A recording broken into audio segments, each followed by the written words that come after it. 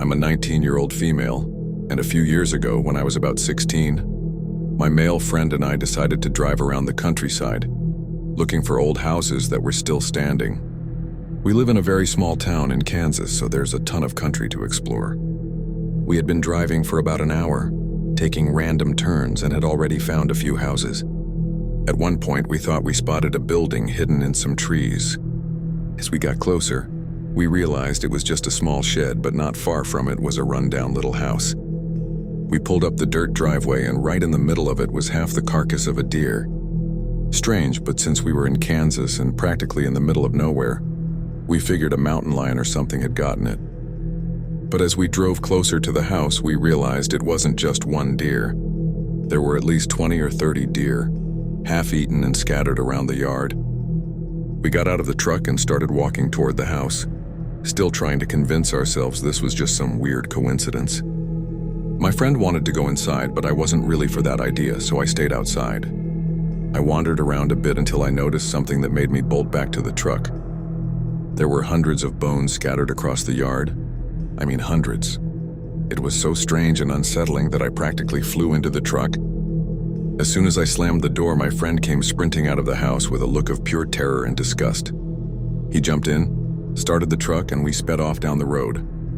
A little while later, after we'd gotten some distance, he finally told me what he saw inside. Dead animals everywhere. I still don't know what was going on there. Maybe some kind of illegal hunting operation. But then again, who hunts skunks and possums?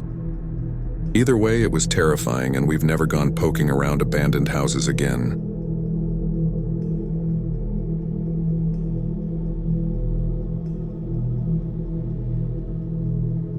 This happened a few years ago when I was still living in my childhood home in California. I had just inherited the house, and my cousin decided to move in with my husband and me while she attended a nearby college.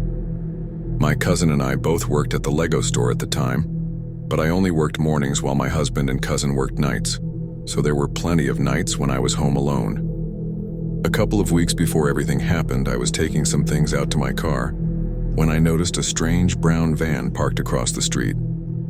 As I put the stuff in my trunk, the man inside the van started making weird noises at me. I turned, trying to get a look at his face, but his black Giants baseball cap was pulled down really low. Thinking he was just some creepy guy, I flipped him off and went back into the house. 2 hours later, when I left again, the van was still parked across the street. Not thinking too much of it, I got into my car and drove to a friend's house. But as I drove, I noticed the same van following me in my rearview mirror.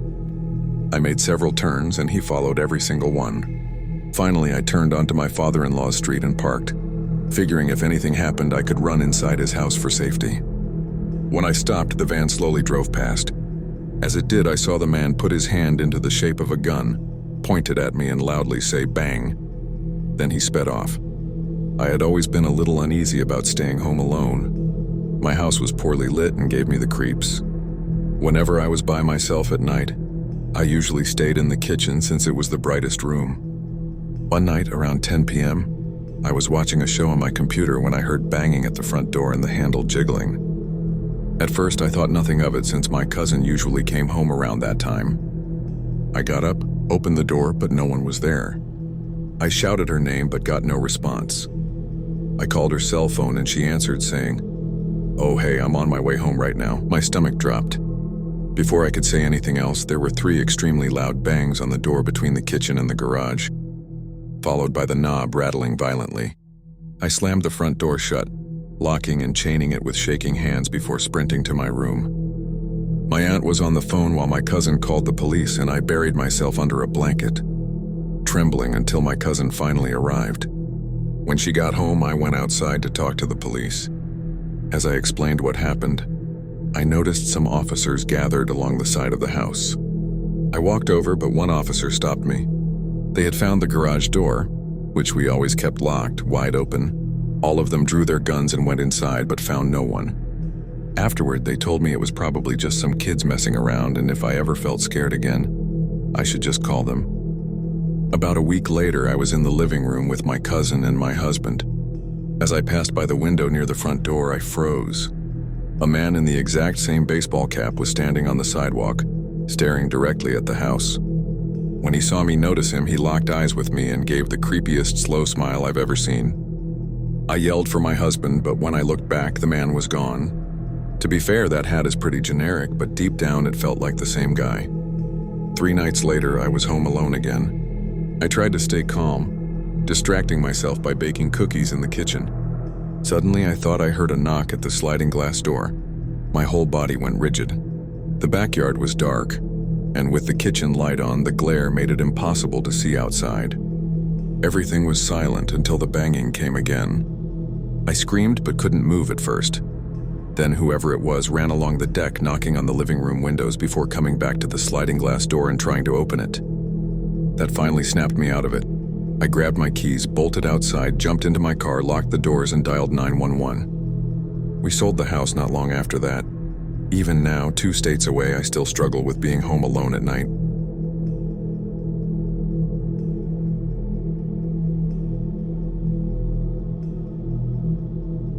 This happened about a year ago when I was living with my then boyfriend, now fiancé. We lived in a townhouse in the suburbs, a pretty safe area. There had been a couple of robberies a few blocks away, but they weren't common, and I generally felt fine walking home alone at night. One weekend, my boyfriend's brother, Marshall, his girlfriend, Amy, and her brother, Curtis, came to visit. The plan was to hang out, have a few drinks, play video games, and relax. My boyfriend had been preparing for the law school admission test for months, and after all that intense studying, he just wanted a chance to relax before exam day. Unfortunately, I ended up getting really sick. It was the worst flu I've ever had. An extremely high fever, nausea, headaches, body aches, the works. I didn't want to ruin their weekend though, so they came over anyway. While I stayed in bed, they went out to eat before heading back, so I was alone, half watching TV and drifting in and out of sleep. Around 4 p.m., I heard the front door open. I figured they were back, so I called out for my boyfriend, but no one answered. Normally, he would have come to check on me, but I brushed it off, thinking I'd just heard the neighbors or something falling, and went back to sleep. At some point, lying on my back in a medicated haze, I thought I saw a shadow move across my room. My brain was so foggy it didn't register as threatening. I half convinced myself it was just the TV and closed my eyes again. By around 7 p.m., everyone returned, loud and laughing. Amy was tipsy and playful, which made the atmosphere even more lively. My boyfriend came in with soup and sat with me while I ate. At one point, I asked him to grab a new bottle of aspirin from the basket I kept under the bed, a small container where I stored things like pill bottles, extra toothbrushes, and shaving cream. He bent down, looked under the bed, and when he came back up with the aspirin, his face was pale. He handed it to me silently, his expression completely different. I thanked him, confused, and then he stammered, "Come on, I'm gonna take you to the bathroom." He never stutters, even through my fever haze, I noticed. I told him I didn't need to go, but he insisted, "No, let's go. I don't want to climb back up the stairs in 10 minutes when you change your mind." I felt a little hurt by the tone, but he was right. I had just eaten soup and drank water. Still, I couldn't understand why he wanted me to use the downstairs bathroom instead of the one next to our room. I was too sick to argue, though, so I went along with it. Once he got me settled on the couch, I whispered, "What's going on?" My voice felt tiny, but I was told later it came out louder. He pulled out his phone and I saw his hand trembling. When I pressed again, he leaned close and whispered words that made my stomach drop. There was someone under the bed. Amy laughed when she overheard. So I laughed too, thinking maybe it was some kind of prank. But my boyfriend's face stayed serious. His brother suggested we leave immediately, and as we were heading out, we heard a thud upstairs. That was enough. We all bolted, piled into the car, and called the police once we were a safe distance away. The police searched the house but didn't find anyone. Whoever it was must have realized we knew and slipped out. My boyfriend said all he saw were sneakers. No face, no details. The most chilling part, the police found a knife under the bed. It wasn't big, just a dull, rusty steak knife, but the thought of someone hiding there with it still makes my skin crawl. The police said it was probably just someone looking for a place to sleep, since there hadn't been any violent incidents in the area. Still, the idea that I had been lying there sick, completely vulnerable, while a stranger was literally under the bed is something I'll never forget. I'm proud of how my boyfriend handled everything. Calm, collected, protective, but I hope I never experience anything like that again. And I really, really hope I never see that person.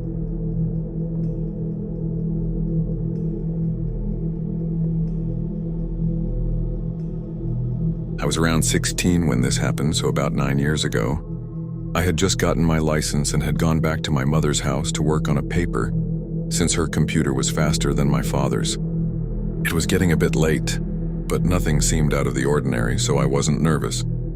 I took a break from my paper and headed to the bathroom, which is at the back of the house and faces the backyard. It has a small window, and just as I was about to turn on the lights, I heard a noise. Not especially close, but definitely coming from the back of the yard. I went to the window and looked out. At first, I didn't see anything, but then something darted across the yard. I didn't think much of it. Living in the suburbs, my house bordered 2 streets, and it wasn't uncommon for kids to cut through my unfenced backyard. Still, even though I rationalized it, I felt uneasy. I was home alone, and both my parents were working second shift at aerospace companies. I went back to the living room, which had a huge window facing the front yard and a glass door to the backyard. For a few minutes, everything was quiet and I started to relax. Then I heard it, soft noises like slow footsteps near the back door. Someone was trying to move quietly, as if they didn't want to be heard. Instant adrenaline. I called my dad and whispered what was happening. He had someone else call the police and stayed on the line with me as I grabbed my keys and headed to the opposite side of the house, where the driveway and my car were. He didn't really want me to leave the house, but there was no way I was staying. The plan was to get to him, then drive back together to meet the police. I can't explain how terrified I was when I bolted out of the house to my car. My entire body was focused on unlocking it, starting it, and speeding out of the driveway as fast as I could. My dad's company was only a short drive away. Once I picked him up and we returned to the house, the police were already there. What they found shook me more than anything. Every single light in the house was on. Every door, including the attic and basement doors, was open. But nothing was taken, nothing touched. That's what scared me the most. Whoever it was didn't want to rob us, they wanted to mess with my head. I never slept well in my mother's house after that. Honestly, I was relieved when she eventually moved.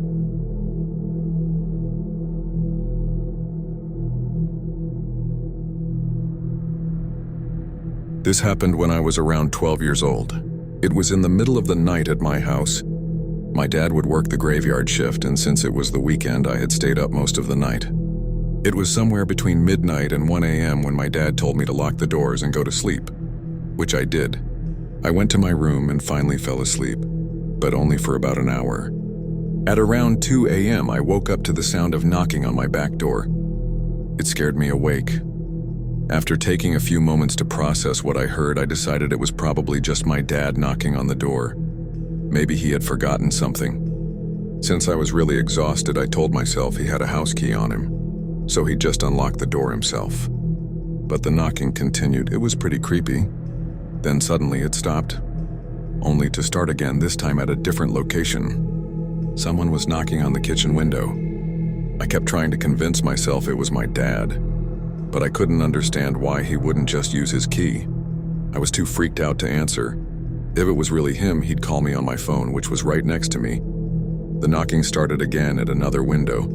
I was terrified now, too scared to get up and check who it was. The knocking wouldn't stop, and before long it moved to the front door, much louder this time. That's when I realized I couldn't move. I was frozen in fear. I couldn't scream, couldn't talk, couldn't move a muscle. My heart sank as the knocking shifted to another window, closer and closer to my bedroom window where the curtains were see-through. I still couldn't move. My fear consumed me. Then I saw it. When I turned my eyes toward the window, my heart stopped. A tall man wearing a dark ski mask was peering inside. I could barely make out details in the dark, but I think the mask had a skeleton design. He tilted his head slightly and I tried to scream, but nothing came out. I shut my eyes tight and kept telling myself, it's not real. It's not real. When I opened them again, the man was gone. I sighed in relief until I heard a loud whisper, "I'll cut you." And then everything stopped. Not long after, I could finally move again. I didn't sleep for the rest of the night. It didn't feel like a dream.